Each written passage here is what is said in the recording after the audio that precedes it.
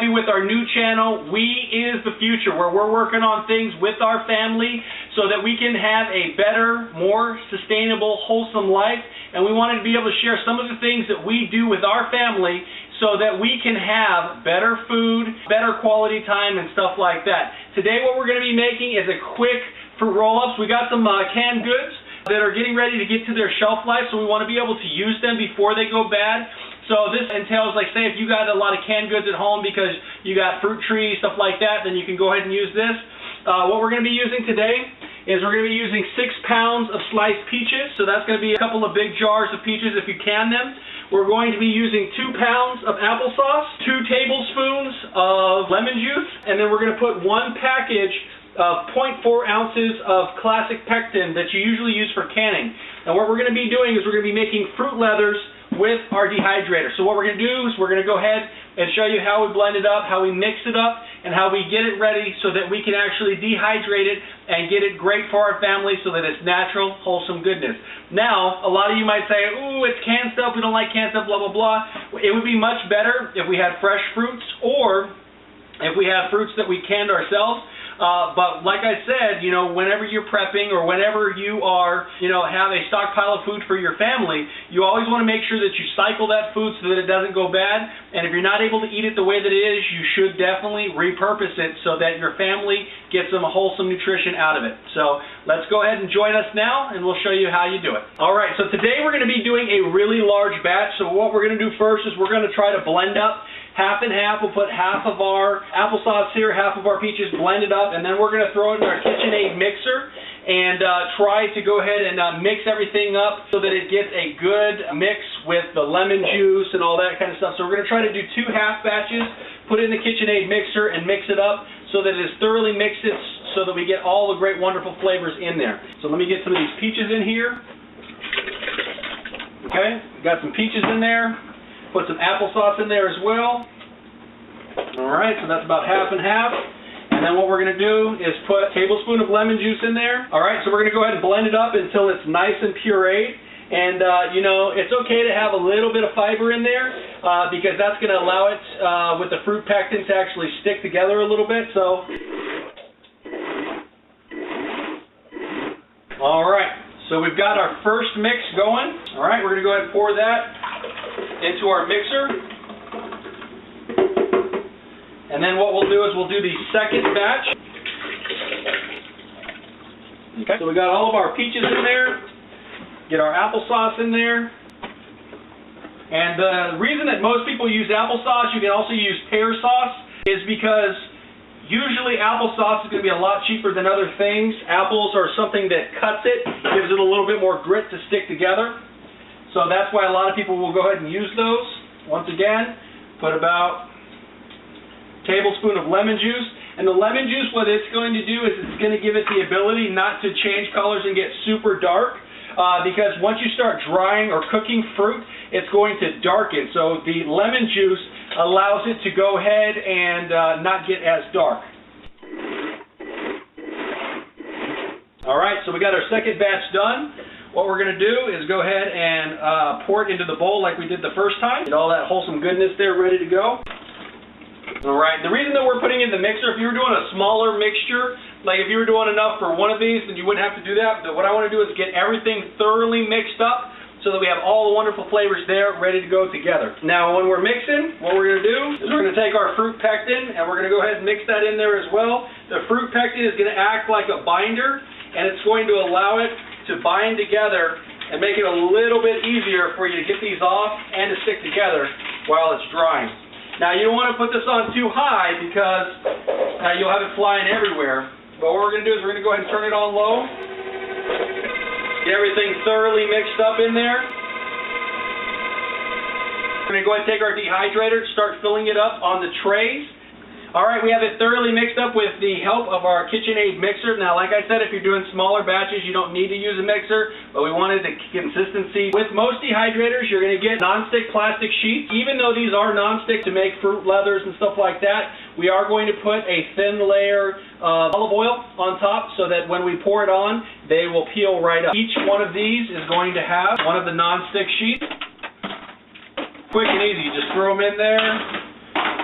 put a little bit of olive oil on, and you can use a brush, a paper towel, whatever. What I like to do is just pour a little bit on, and then you just wipe it around and just get a nice thin layer. And what you can use is you can use the paper towel to wipe it on the rest of them. And the great thing is this really isn't going to have any taste, but when they are done cooking, they're just going to come right up, which is awesome and amazing. Making it simpler and easier is always nice, because when you're not struggling to get your food out, definitely makes it a little bit more enjoyable. The first couple of times that we did this, we did not coat the sheets, and we actually had a pretty tough time getting them off. We actually had chunks that were coming off, chunks that were not coming off, and it made it a lot more difficult. Now, one tip and trick that we'd also like to tell you about is that in between the process, since you do have these oiled up a little bit, in between the process about halfway, peel off your fruit leather, flip it over so that the backside can dry. It'll actually take about 1/3 of your drying time right off.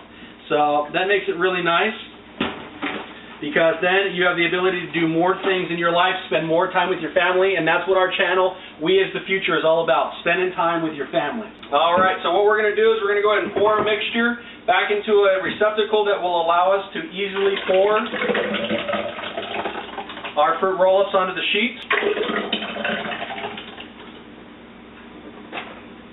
And you want to make sure that you get all that wholesome goodness out, because every little bit of this is going to be turning in to a delicious, healthy fruit roll-up for your family. Now, we found, since we received this KitchenAid mixer as a gift shortly after our son was born, that it makes it really easy for doing larger projects, because when you have larger projects and you need to mix them up, sometimes it's a little bit harder to use like a hand mixer or one of the little small basic stand mixers.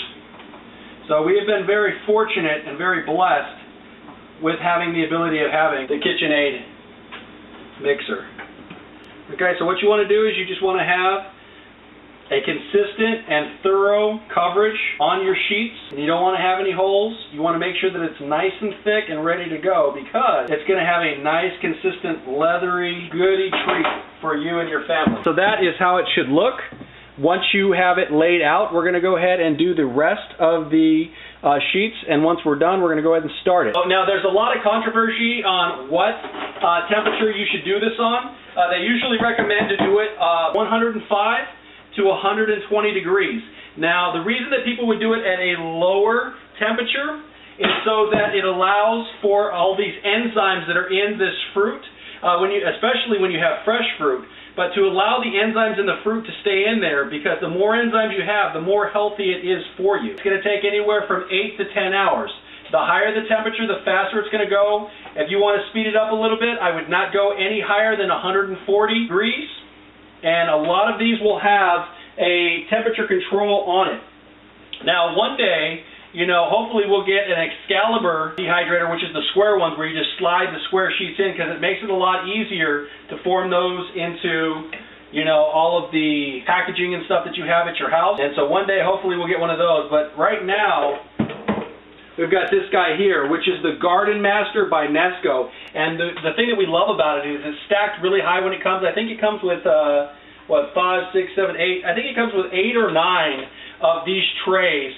And then it comes with a lot of the accessories as well. So it's got big trays on it, so if you're doing jerky or other fruit leathers or drying a lot of herbs and stuff, you have the ability to do a lot at a time, and we really like that, especially when you're on a farm or a homestead and you're trying to preserve all of those foods that you've grown on your property. The more space that you have that does it efficiently is definitely going to help you out. The faster that you can preserve it, the more healthy it's going to be for you. Alright, so we're going to go ahead and finish up on this. Once we're done, we'll go ahead and get back to you and show you the rest. Alright, so we got it all loaded up and ready to go. We're going to go ahead and turn it on. We're going to go ahead and set it to 105 degrees. And like I said, it's going to take 8 to 10 hours. What you're going to know is when it's done, it's going to be firm on both sides with a little bit of a rubbery consistency, but it's not going to still be wet. Okay? And once we're done, we'll go ahead and show you the finished product, so that you too can make this deliciousness at your home for your family. I'll tell you what, right now it's dehydrating and the whole house is filled with the smell of fruit. And I'll tell you what, there is nothing better than when you're dehydrating some jerky or some fruit roll-ups or some really nice smelling herbs and your whole house smells like the sweet freshness of Mother Nature. It's wonderful, and your family will definitely appreciate it. So I just wanted to share that with you. It is dehydrating, and when it's done, we'll go ahead and show you the finished product. Thanks for watching. Alright, so it's the next morning. We've actually almost devoured one of these things. This is what it looks like, a fruit roll-up. Okay. Nice texture on the front, nice and smooth on the back, and it's ready for eating. And me and my wife actually tried these this morning. Super delicious, super nutritious, really good for you. No added sugar or anything like that like you get in the store. There's nothing better than that. So we just wanted to share this quick recipe with you so that you and your family can also have delicious and nutritious snacks. And if you get a chance, please subscribe to We Is the Future. Alright, and that's what a bag of natural fruit roll-ups looks like. This is what we made. Now, like I said, we ate a bunch of them because they were super delicious, but that's what a natural bag of fruit roll-ups looks like. Fun treats for the family, and there's time to go around. I'm off to spend some time with my family. This is The Green Cabbie with We Is the Future. You get a chance, please subscribe, please favorite, please like, please tweet, please pin. Please give us a big thumbs up if you like this recipe or if you like other recipes like it. And we hope to see you back again soon. Thanks for watching.